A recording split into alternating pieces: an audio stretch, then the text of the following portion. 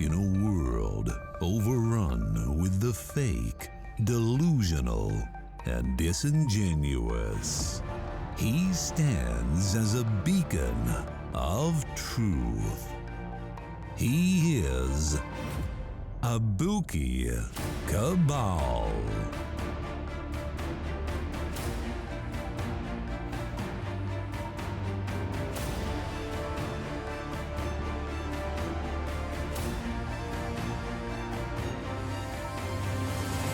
You are listening to Abuki Cabal. What's happening, fellas? No music this time. Serious stuff we're gonna cover tonight. Excuse me. We're gonna talk about the situation in Florida. This is some old data, but still, I think it's significant. It shows some charts with some data on there with regard to hospitalizations and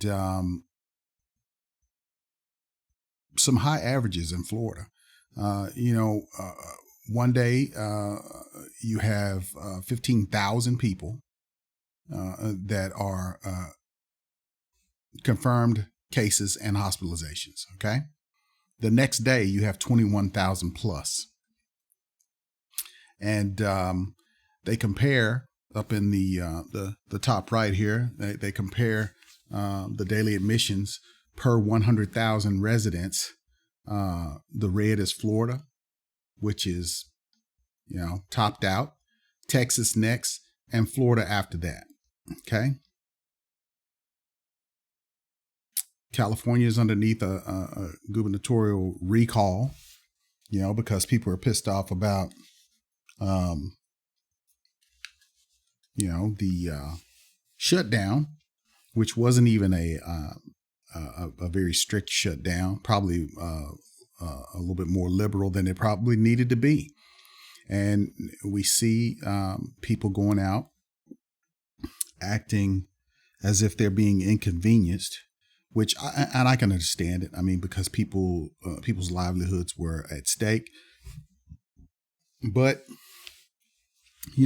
as for the restaurants, I think that, maybe these guys probably should have converted to takeout, to try to compensate for the situation with the restaurants. I think that could have probably saved the restaurant industry a little bit, from seeing what I see here locally. People just kind of shut down and didn't convert and try to, take food to people inside who were basically wanting that service, but it just wasn't provided. So I'm gonna move on to my lane, but as you can see, Texas also, just under Florida. I'm sure Arkansas is probably in there as well, but here you have a governor in Florida who is denying the seriousness of the situation there and, talking down the CDC, any other organizations that advocate more stringent measures be put into place and a more serious stance be taken. He's, claiming that he's not aware of any request for ventilators and other emergency equipment to Florida. He seems to be, trying to downplay it. But yet you see on the news, you see military personnel out helping with immunizations, immunization efforts all over the state, which means that there's probably a significant need. There's not a probably about it. I mean, the numbers don't lie. The numbers are showing you exactly what the situation is. And it is difficult to keep one's composure while dealing with a public that is more concerned with their comfort than with the possibility of dying or living a life that has been affected, and possibly some lifelong debilitations associated with an infection with this disease. I was sent some information I'm going to share with you guys quickly. And I think it kind of gives you a little bit of gravity with regard to what Florida, and not only Florida, but the rest of the nation is faced with. And a similar situation was going on here in my state during the first lockdown. Let's let it play. In funeral days, people working in funeral homes don't have time to talk. They're overwhelmed with families trying to bury their loved ones in numbers like they've never seen before. This is our arrangement office, so this is where we'll sit with the family. But Mike Marchetti with Newcomer Funeral Homes took time to explain the impact this second, deadlier round of COVID-19 is having. Certainly not on this magnitude where it's affected so many people in so many different ways. Now, Newcomer has 3 funeral homes in this area, and they tell me before this new wave of COVID, they would see about 4 families a day. Now, they tell me it's more like 8 or more. As a result, sometimes they have to delay funerals because they don't have the staff or vehicles to do them.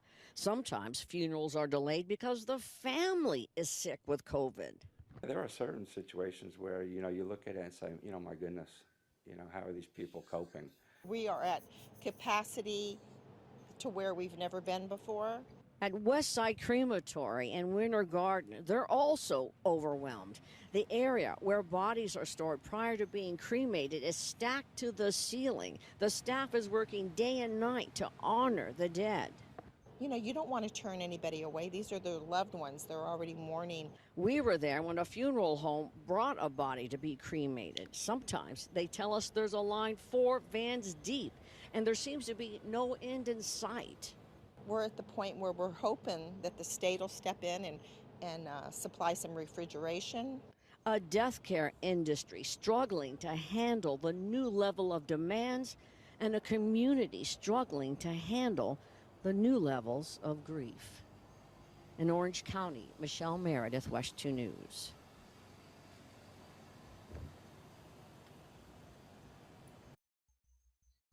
Okay, so there's a little piece of that,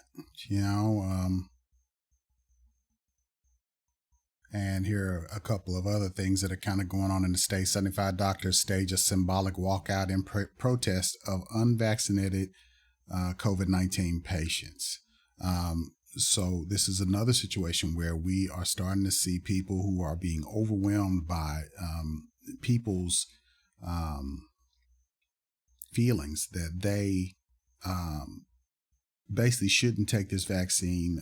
And usually, well, I'm not going to say usually, I'm going to say just I haven't heard a viable case based on facts yet. And I've been listening. I've been open to hearing reasons why individuals would not want to do this, but these are these selfish reasons for not taking a vaccine, which seem to be grounded in feelings and no factual background whatsoever. Here are a couple of folks who died, husband and wife.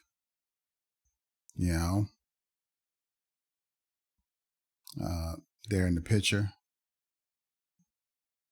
but husband's hospitalized, wife died. So I'll go back here and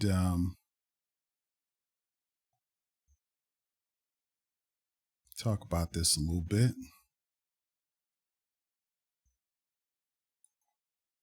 So here we have another situation, and this one was a while back. I couldn't get to it when it was new, but I think the story is still significant.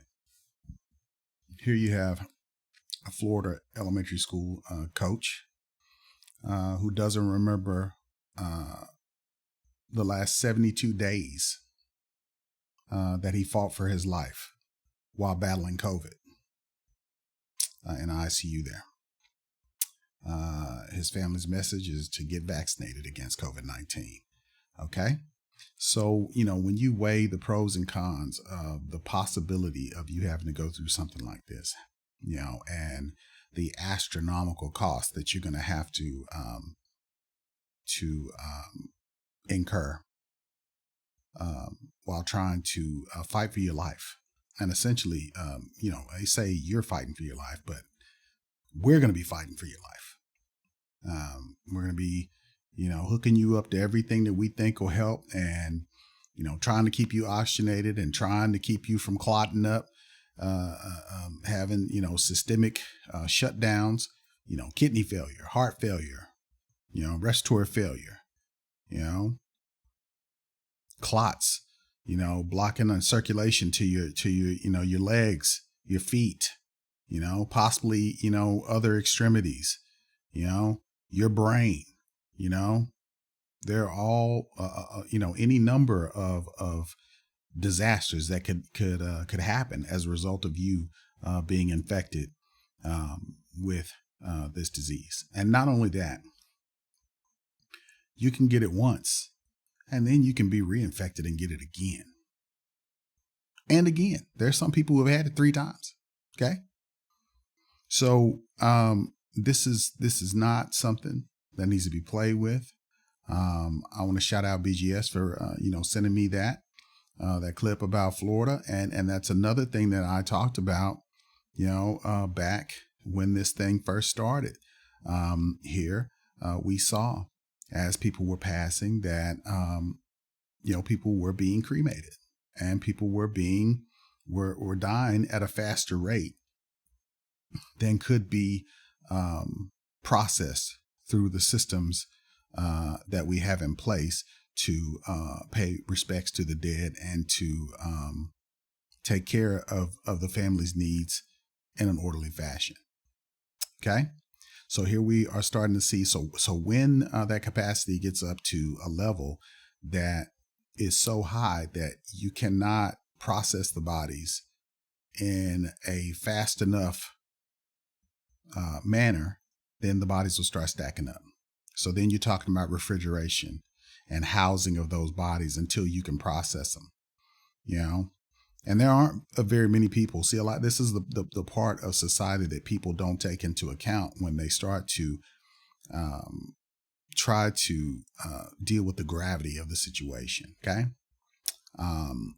When you see things like this on TV or, TV shows showing, places fully staffed and all of that's the pie in the sky version. What we have here is we have people who are getting tired. We have small numbers of people who do, jobs that usually don't come about in the numbers that we're seeing. So as these people start cranking out, and you look at those death numbers and you look at those infection numbers, and the infection numbers are going to show you how overwhelmed the hospitals are going to be. And, you look at the capacity of your local hospitals and see what they can handle, and you see what's coming to them. And, it won't take you very long to see, that we are in some pretty dire straits, and it's forecasted that we're going to see even larger capacity start to hit in waves starting in September. So, another thing I want to leave you guys with, and I'm going to start, closing with this all the time, is that, be careful of where you get your information. You have to not seek out information from people who are not reputable sources, people who have political agendas and who have no medical background, or who have medical backgrounds but are not respected by their peers, who don't work in areas where they have to have peer review or respect of their peers with regard to, physicians, nurses, people who are telling you, things about, different levels of scientific expertise that have no background in it. No person who is, who barely has command of the English language should be telling you what is real and what isn't real. And every time they offer you up something, it's a magic salve, or some bushes grinded down into powder, and you have to put that under your tongue and whatnot in order to get a certain effect. Don't take medicine, but here, take this this extract that I came up with off of Google or Reddit. That's what we're dealing with here. And this stuff it has to stop. It's anti-science, it's anti-education, and it's anti-intellect. Period. And we got to stop this. And I'm gonna do everything in my power to try to put this ignorance down, and point people in the right direction to get the information that they need in order to protect themselves and to protect their communities. And, I appreciate you guys listening. And I apologize for not getting this stuff out faster, but it's kind of hard to work and get in the trenches and crank this stuff out. But I'm doing the best I can. And I appreciate you guys hanging out with me and sticking through it, and, just to leave you guys with some, some wise words, about when things get bad, you have to take into consideration that, the people that are handling these things, or that are telling you to handle these things in or unorthodox ways, are the very people who are going to cave in and run when things get tough, because after all, the Joker was right. See, their morals, their code, it's a bad joke. Dropped at the first sign of trouble. They're only as good as the world allows them to be. I'll show you. When the chips are down, these civilized people, they'll eat each other.